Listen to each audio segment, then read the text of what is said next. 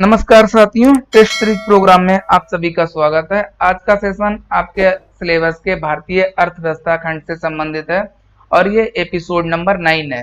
तो चलिए आज के सेशन की शुरुआत हम लोग पिछले अभ्यास प्रश्न से करते हैं। पिछले अभ्यास प्रश्न में आपसे पूछा गया था कि पीएम केयर्स फंड के बारे में निम्नलिखित कथनों पर विचार कीजिए। पहला कथन, इसका गठन कोविड-19 से उत्पन्न हुई स्वास्थ्य समस्याओं से निपटने के लिए किया गया। दूसरा कथन, इसमें कंपनियों द्वारा दिए गए दान को सीएसआर के तहत यानी कारपोरेट सोशल रिस्पॉन्सिबिलिटी के तहत माना जाएगा। तीसरा, इसके अध्यक्ष भारत के प्रधानमंत्री हैं। नीचे दिए गए कूट की सहायता से सही उत्तर का चुनाव कीजिए। पहला ऑप्शन है केवल 1 और 2, दूसरा ऑप्शन 2 और 3 और तीसरा केवल 1 और 3 और डी 1, 2 और 3। तो देखते हैं कौन सा कथन सत्य है। हम लोगों ने इस टॉपिक को करंट अफेयर्स सीरीज प्रोग्राम में कंप्लीट किया था। तो देखा था कि इसका गठन कोविड-19 से उत्पन्न हुई स्वास्थ्य समस्याओं से निपटने के लिए किया गया था। ये तो ठीक है। फिर दूसरा ये भी देखा था कि इसके तहत जो दान दिया जाएगा वो सीएसआर के तहत माना जाएगा।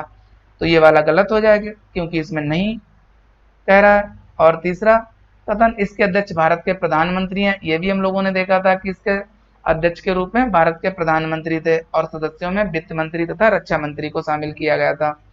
तो जब दूसरा कथन गलत है, अब इसका आंसर आपको मेथड ऑफ एलिमिनेशन की सहायता से बताना है। इसमें भी दूसरा कथन इंक्लूड है तो ये भी ठीक नहीं हो सकता, इसमें भी इंक्लूड है तो ये भी नहीं हो सकता और इसमें भी है तो ये भी नहीं हो सकता। तो बचा कौन सा? Option C. तो इस प्रकार इसका सही जवाब सी ऑप्शन होगा।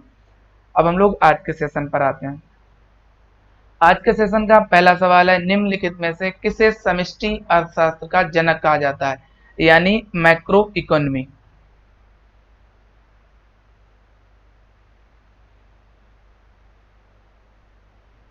पहला जॉन मेनार्ड कीन्स, दूसरा कार्ल मार्क्स और तीसरा अमर्त्य सेन और डी जो अंतिम ऑप्शन एडम स्मिथ। तो इसका सही जवाब जो है ए ऑप्शन यानी जॉन मेनार्ड कीन्स। ये भी आपको ध्यान रखना है, ये एक ब्रिटिश अर्थशास्त्री थे।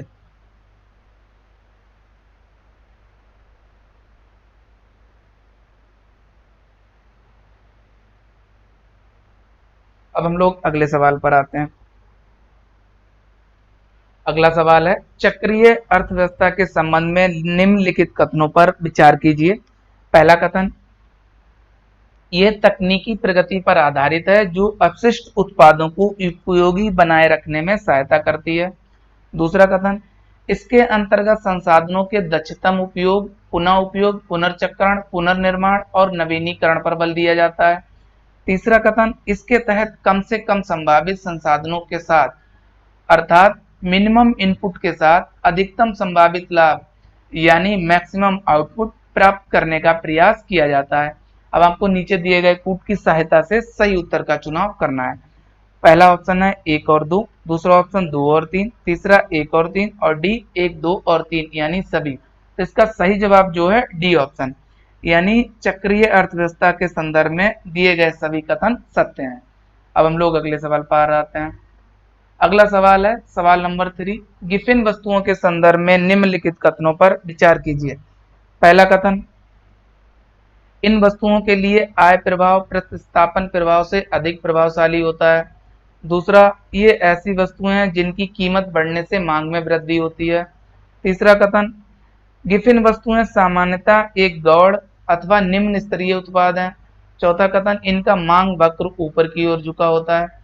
अब आपको उपयुक्त में से कौन सा से कथन सही है या है बताना है। पहला ऑप्शन 1, 2 और 3, दूसरा ऑप्शन 2, 3 और 4 और सी ऑप्शन यानी थर्ड 1, 3 और 4 और डी जो अंतिम ऑप्शन 1, 2, 3 और 4 यानी सभी। तो इसका सही जवाब जो है डी ऑप्शन यानी जो भी कथन दिए गए हैं वो गिफिन वस्तुओं के संदर्भ में सत्य हैं। यहाँ पे थोड़ा सा आपको याद रखना है, एक अर्थशास्त्री थे, अर्थशास्त्री रॉबर्ट गिफिन, उन्हीं के नाम पर इन वस्तुओं का नाम पड़ा। ये बात आपको याद रखनी है। अब हम लोग अगले सवाल पर आते हैं। अगला सवाल है सवाल नंबर 4, बेबलिन वस्तुओं के बारे में निम्नलिखित कथनों पर विचार कीजिए। पहला कथन है, इन वस्तुओं का मांग वक्र ऊपर की ओर झुका होता है। दूसरा कथन है, ये ऐसी वस्तुएं होती हैं जिनमें मूल्य वृद्धि के साथ मांग वृद्धि की प्रवृत्ति होती है। यानी मूल्य वृद्धि के साथ साथ इनकी मांग भी बढ़ती है। तीसरा कथन है, ये वस्तुएं सामान्यतः उच्च मांग वाले उत्पाद हैं। अब आपको नीचे दिए गए कूट का प्रयोग कर सही उत्तर चुनना है। पहला ऑप्शन 1 और 2, दूसरा ऑप्शन 2 और 3, तीसरा ऑप्शन 1 और 3 और डी 1, 2 और 3 यानी सभी। तो इसका सही जवाब जो है डी ऑप्शन है, आपको ध्यान रखना है। यानी जो भी कथन दिए गए हैं वो वेवलेंथ वस्तुओं के संदर्भ में सत्य हैं। थोड़ा सा आपको ये याद रखना है कि एक अमेरिकी अर्थशास्त्री थे जिनका नाम गुंडे वेवलेन, उन्हीं के नाम पर इन वस्तुओं का नाम वेवलेन वस्तुएं पड़ा, ये भी आपको ध्यान रखना है। अब हम लोग अगले सवाल पर आते हैं। अगला सवाल है सवाल नंबर 5, निम्नलिखित युग्मों के संबंध में विचार कीजिए। इधर पारिश्रमिक दे रखा है और इधर उत्पादन कारक। पहला है लाभ, लाभ के सामने उद्यमिता, और दूसरा ब्याज, ब्याज के सामने पूंजी यानी कैपिटल, और तीसरा मजदूरी, मजदूरी के सामने मानव श्रम, और चौथा लगान यानी स्थिर प्राकृतिक संसाधन। अब आपको उपयुक्त युग्मों में से कौन सा से सुमेलित है या है बताना है। पहला ऑप्शन 1 और 2, दूसरा 2 और 3, और सी तीसरा ऑप्शन 2, 3 और 4, और डी 1, 2, 3 और 4 यानी सभी। तो इसका सही जवाब जो है डी ऑप्शन यानी सभी युग्म सुमेलित हैं। अब हम लोग अगले सवाल पर आते हैं। अगला सवाल है गिग अर्थव्यवस्था का सही अर्थ है। पहला ऑप्शन किसी देश के 80% से अधिक धारक लोगों का समूह, संपत्ति धारक लोगों का समूह। दूसरा, किसी कंपनी में कार्य करने वाले पूर्णकालिक कर्मचारी। तीसरा, एक प्रकाशन संस्था के साथ संबद्ध स्वतंत्र वृत्त लेखक। चौथा ऑप्शन इनमें से कोई नहीं। तो इसका सही जवाब जो है सी ऑप्शन, एक प्रकाशन संस्था के साथ संबद्ध स्वतंत्र वृत्त लेखक, इसका सही जवाब है। अब हम लोग अगले सवाल पर आते हैं। अगला सवाल है सवाल नंबर 7, 11वीं पंचवर्षीय योजना का मुख्य उद्देश्य क्या था। पहला ऑप्शन तीव्रतम समावेशी एवं धारणीय विकास, दूसरा ऑप्शन तीव्रतम एवं समावेशी विकास, और सी ऑप्शन यानी थर्ड, देश में गरीबी और बेरोजगारी समाप्त करना, और चौथा ऑप्शन अंतिम, उपयुक्त सभी। तो इसका सही जवाब है बी ऑप्शन यानी तीव्रतम एवं समावेशी विकास। और जो पहला वाला है ये 12वीं पंचवर्षीय योजना का मुख्य उद्देश्य था, ये तो 11वीं का हो ही गया है। और ये जो थर्ड है सी ऑप्शन, ये 10वीं पंचवर्षीय योजना का मुख्य उद्देश्य था। अब हम लोग अगले सवाल पर आते हैं। अगला सवाल है सवाल नंबर 8, किसी अर्थव्यवस्था में यदि ब्याज दर को घटाया जाता है तो वह, पहला ऑप्शन अर्थव्यवस्था में उपभोग व्यय बढ़ाएगा, दूसरा ऑप्शन सरकार के कर संग्रह को बढ़ाएगा, तीसरा ऑप्शन अर्थव्यवस्था में निवेश व्यय को बढ़ाएगा, और डी अंतिम ऑप्शन अर्थव्यवस्था में कुल व्यय को बढ़ाएगा। तो इसका सही जवाब है सी ऑप्शन यानी अर्थव्यवस्था में निवेश व्यय को बढ़ाएगा। अगर किसी जैसे अगर मान लो बैंकों ने ब्याज दर अपनी घटा दी तो लोग क्या करेंगे, ज्यादा से ज्यादा ऋण लेंगे। जब ऋण लेंगे तो वो पैसा कहीं ना कहीं इन्वेस्ट करेंगे। जब इन्वेस्ट करेंगे तो क्या होगा, अर्थव्यवस्था में निवेश बढ़ेगा। तो इसका सही जवाब सी होगा। अब हम लोग अगले सवाल पर आते हैं। अगला सवाल है सवाल नंबर 9, भारत की अर्थव्यवस्था है। पहला ऑप्शन समाजवादी अर्थव्यवस्था, दूसरा ऑप्शन मिश्रित अर्थव्यवस्था, और तीसरा पूंजीवादी अर्थव्यवस्था, और डी इनमें से कोई नहीं। इसका सही जवाब है बी ऑप्शन यानी मिश्रित अर्थव्यवस्था। मिश्रित अर्थव्यवस्था में क्या होता है कि सार्वजनिक क्षेत्र